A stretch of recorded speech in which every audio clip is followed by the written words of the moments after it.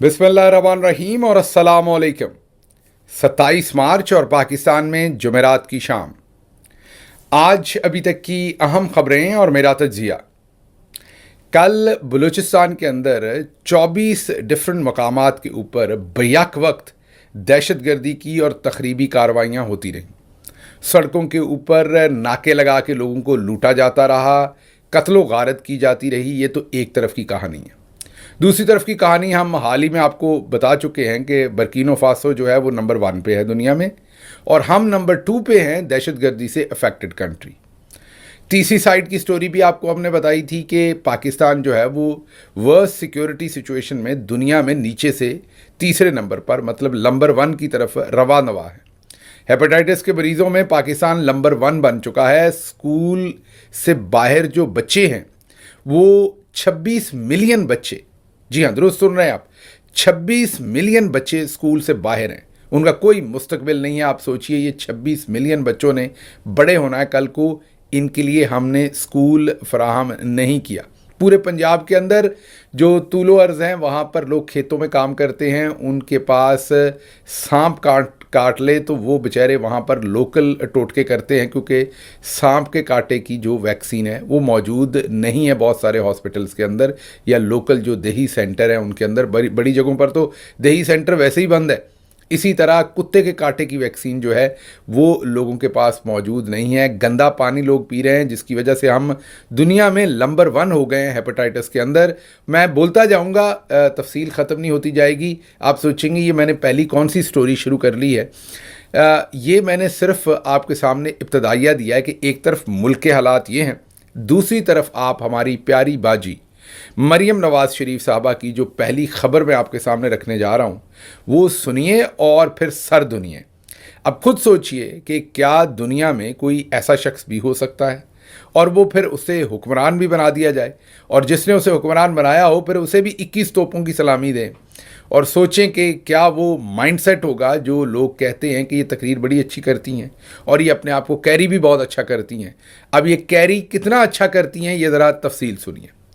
मरियम नवाज़ शरीफ साहबा गई चंद दिन पहले फैसलाबाद को ये शर्फ हासिल है कि एक टेक्सटाइल सिटी है और पाकिस्तान का तीसरा बड़ा शहर है, और उसके एतबार से आबादी भी ज़ाहिर है बड़ी है, वहाँ पर स्टूडेंट्स का नंबर भी ज़्यादा है। इसलिए बाजी ने सोचा कि वहाँ पर जाकर टिकटॉक बनाते हैं, स्टूडेंट्स का नंबर भी ज़्यादा होगा और मार्का भी ज़्यादा ही बड़ा लगेगा।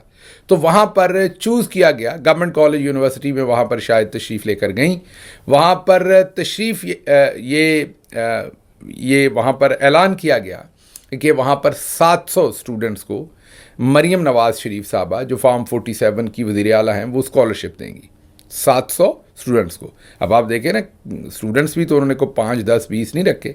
अगर शहर बड़ा था तो इंसाफ तो किया ना, ऐसे ही तो नहीं वो सिर्फ टिकटॉक बना लेती कि बस गई और टिकटॉक बना ली, मेहनत करती हैं। अब उन्होंने मेहनत क्या की ये आपको बताते हैं।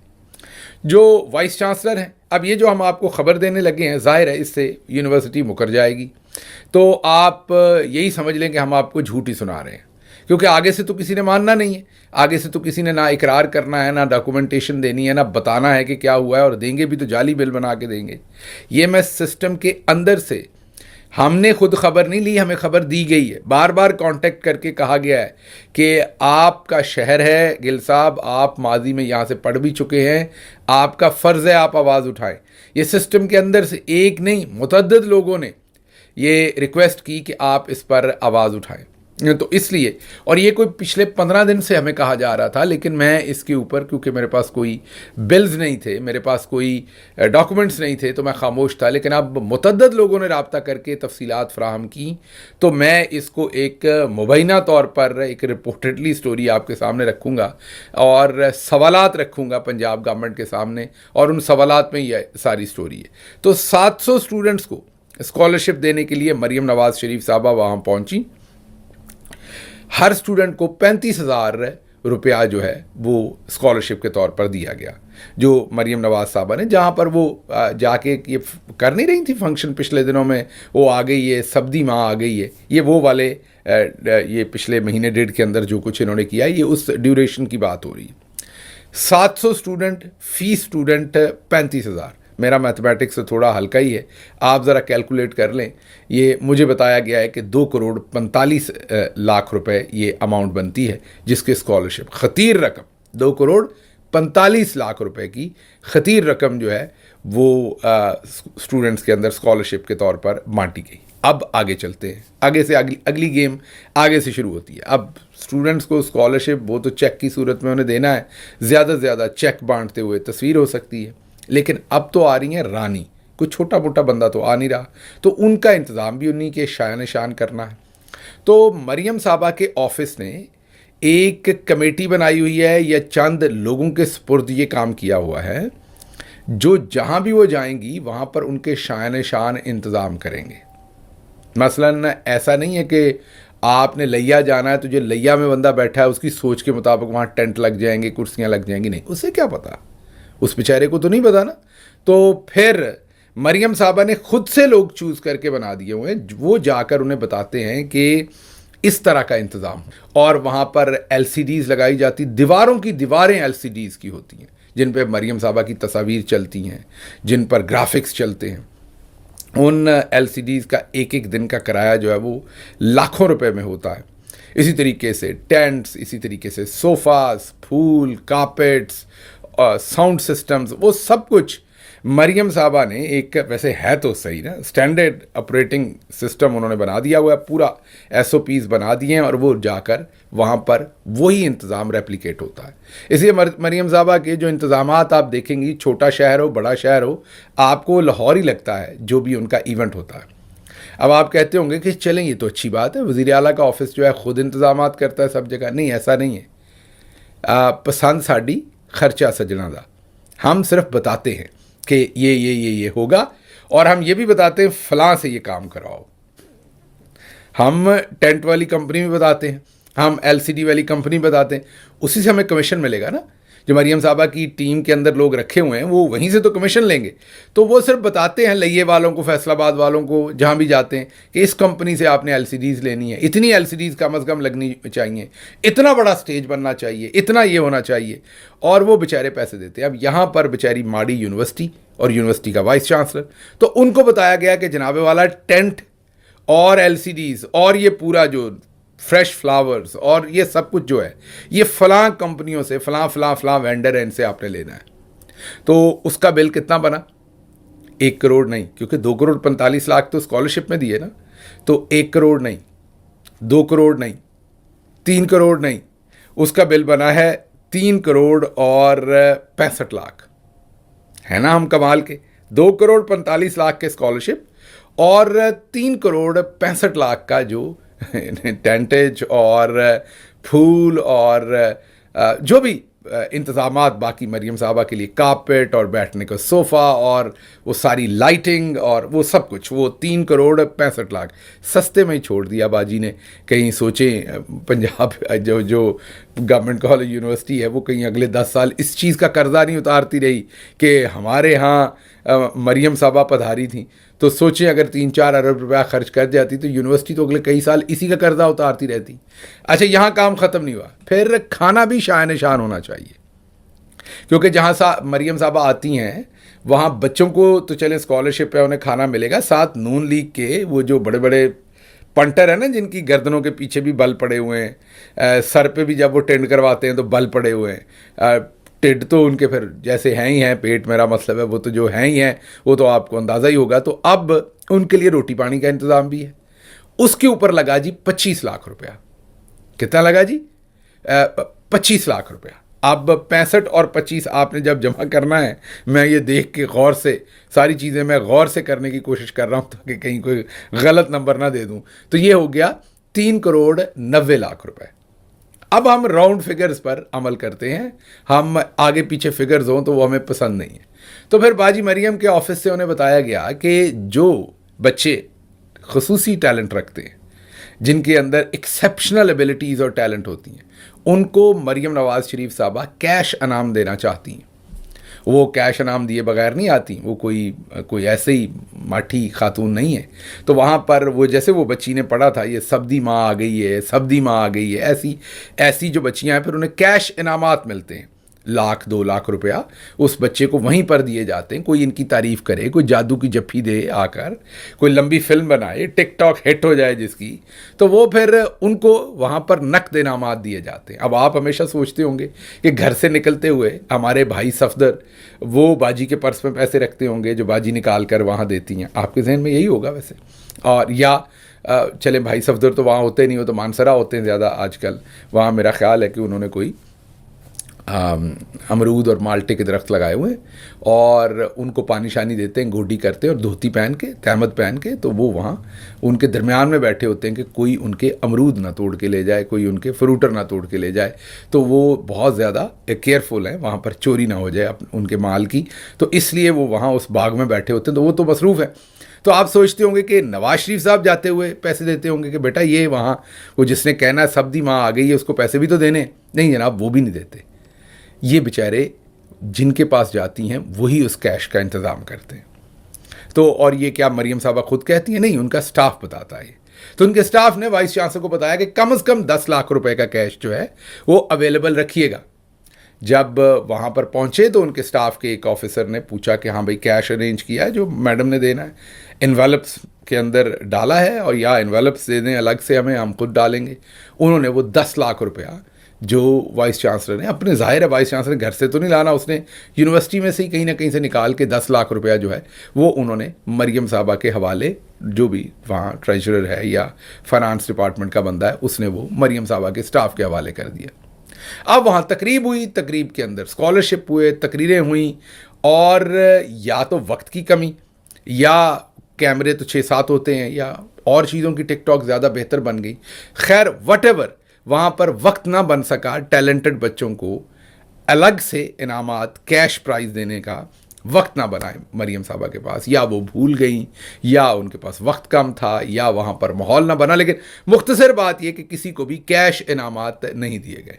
इसके बाद मामला सारा ख़त्म हुआ और हाथ झाड़े हमने और हम वापस लाहौर। अब आप सोच रहे होंगे कि वो 10 लाख तो आते हुए वापस दे आए होंगे। नहीं, वो भी जेब में डाले और वो साथ ले आए। तो ये कारनामा हमने अंजाम दिया है। 3 करोड़ 90 लाख पहले बन गए थे, ये 10 लाख डालें तो पूरे 4 करोड़। तो 2 करोड़ 45 लाख का हमने स्कॉलरशिप दिया है और 4 करोड़ रुपया हमने जो है वो यूनिवर्सिटी को टीका लगाया है।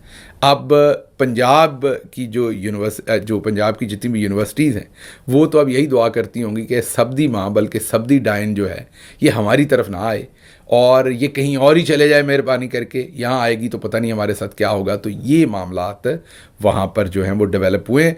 आप इनका माइंडसेट सोच लीजिए, आप इनकी सोच लीजिए। ख़बरें आज बहुत सीरियस थी, लेकिन मैंने आपको यही बताना है कि एक तरफ वो सब कुछ हो रहा है और एक तरफ ये एक अजीब इनकी एक अजीब टिकटॉक निकली हुई है। ये हर जगह पर एक अजीब फ्रॉड जो है वो जारी किया हुआ है। अगली ज़रा सीरियस खबर है, वो इस्लामाबाद हाई कोर्ट से है, जहां पर आज जस्टिस इनाम अमीन मिनहास ने अहमद नौरानी के 2 लापता भाइयों की समाअत की और वहां पर अजीब फ्रॉड हुए।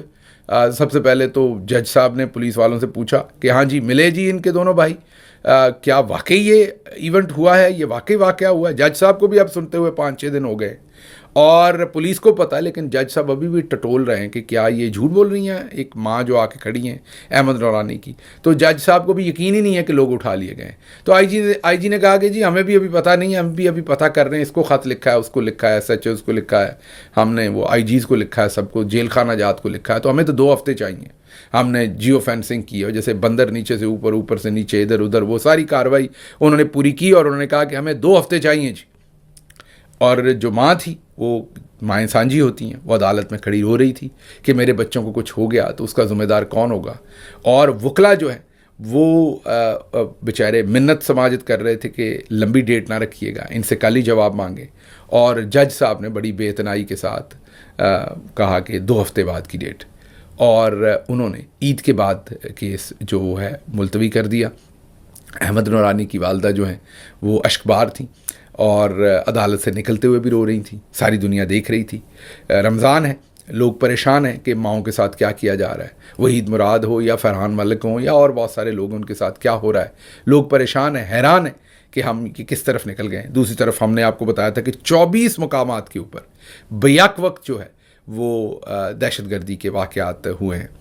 تو یہ سلسلہ چل رہا ہے اور ہم یہی کہہ سکتے ہیں آپ کو کہ خدا ان کو عقل دے، اس کے علاوہ اور تو کوئی بات ہم کہہ نہیں سکتے. خیر، اگلی خبر کی طرف چلتے ہیں. جعفر ایکسپریس جو ہے وہ اس کی بحالی ہو گئی ہے. 16 دن بعد وہ دوبارہ روانہ ہوئی ہے. خدا اس ٹرین کو محفوظ رکھے، ہماری یہ دعا ہے. خدا ہمارے مسافروں کو، ہمارے سیکیورٹی کے لوگوں کو، ہمارے سبھی پاکستانیوں کو محفوظ رکھے. یہ اس ٹرین کے ساتھ دوبارہ کبھی یہ حادثہ نہ ہو. اس دفعہ پشاور سے کوئٹہ کی طرف روانہ کی گئی ہے اور یہ غالباً کوئی 34 گھنٹے کا سفر کر کے کوئٹہ پہنچے گی اور کل شام 5 بجے یہ کوئٹہ جو ہے وہ پہنچ جائے گی انشاءاللہ. 280 مسافروں نے ریزرویشن حاصل کی ہے، جبکہ 28 مسافر جو ہیں وہ پشاور سے روانہ ہوئے. وزیر محترم وفاقی وزیر امیر مقام جو ہیں انہوں نے اس ٹرین کو وہاں سے روانہ کیا اور وہاں پر انہوں نے یہ بھی فرمایا کہ یہ شہباز شریف کی خصوصی ہدایت پر یہ ٹرین دوبارہ چلائی گئی ہے. 2 ہفتے سے زیادہ لگے، زیادہ ٹائم لگا. اس طرح کی چیزیں بہت امپورٹنٹ ہوتی ہیں.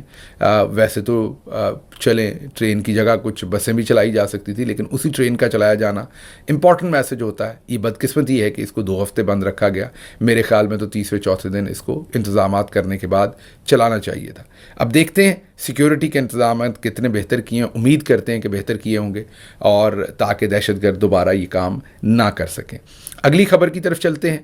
پاکستان مخالف جو بل اس کو ٹرم کیا ہے وزارت خارجہ نے کہ وہ پاکستان مخالف بل ہے، جو بل جو ولسن جو کانگریس ممبر ہیں اور ان کے ساتھ ان کے ایک دوسرے کانگریس ممبر غالباً پنہیٹا صاحب ہیں، انہوں نے یہ بل جمع کروایا ہے. اور بل ہے کہ army chief general Asim Munir ان پر سفری پابندیاں امریکہ کے لیے لگائی جائیں، ان کے ویزا کینسل کیے جائیں، انہیں امریکہ کے اندر نہ آنے دیا جائے، اور بھی جو لوگ ملٹری کے آفیسرز جنرلز دوسرے لوگ شامل ہیں ان پر پابندیاں لگائی جائیں. یہ بل انہوں نے کانگریس میں جمع کروایا ہوا ہے. اس کے اوپر کام ہو رہا ہے زور و شور کے ساتھ اور اس پہ ووٹنگ بھی ہوگی ظاہر ہے آنے والے دنوں میں. تو اس پر دفتر خارجہ نے کہا کہ یہ پاکستان مخالف بل ہے اور امید کرتے ہیں کہ امریکہ کی جو حکومت ہے وہ اس سے ڈسٹنس رکھے گی اور اس کو پاس نہیں ہونے دے گی، یہ ان کا کہنا ہے. اس کے ساتھ ساتھ انہوں نے جو پاکستانی کمرشل کمپنیوں پر امریکہ میں پابندی لگی ہے، یہ شاید نیوکلیئر سے ریلیٹڈ ہے، اس کے اوپر بھی احتجاج کیا اور کہا کہ یہ یک طرفہ ہے، ہم سے ہمارا موقف نہیں لیا گیا. اور تیسرا انہوں نے انفارمیشن لوگوں کو دی ہے کہ صادق خان کا حالیہ جو دورہ افغانستان تھا اس کے اندر دہشت گردی اور یہ تمام چیزیں جو ہیں وہ ڈسکس ہوئی ہیں. اور آخری بات انہوں نے کہی ہے کہ جو یوکرین اور روس کی وار ختم ہوئی ہے اس پر انہوں نے خوشی کا اظہار کیا ہے اور کہا ہے کہ ہو سکتا ہے کہ امید کرتے ہیں کہ یہ جو جنگ بندی ہوئی ہے یہ لانگ ٹرم ہوگی. تو یہ دفتر خارجہ کی کارروائی تھی. وہ بیسیکلی تو یہ جو ولسن کی جو ریزولوشن ہے، جو قرارداد ہے آرمی چیف پر پابندیاں لگنے کی، اس پر اپنا انہوں نے رد عمل دیا ہے کہ امریکہ کی حکومت سے یہ ایکسپیکٹ کرتے ہیں کہ وہ کسی قسم کا اس کے اوپر سپورٹ ان کو پرووائڈ نہیں کریں گے. خبریں اور بھی ہیں لیکن مجھے یہاں سے اجازت دیجیے. اللہ آپ کا حامی و ناصر ہو. پاکستان زندہ باد.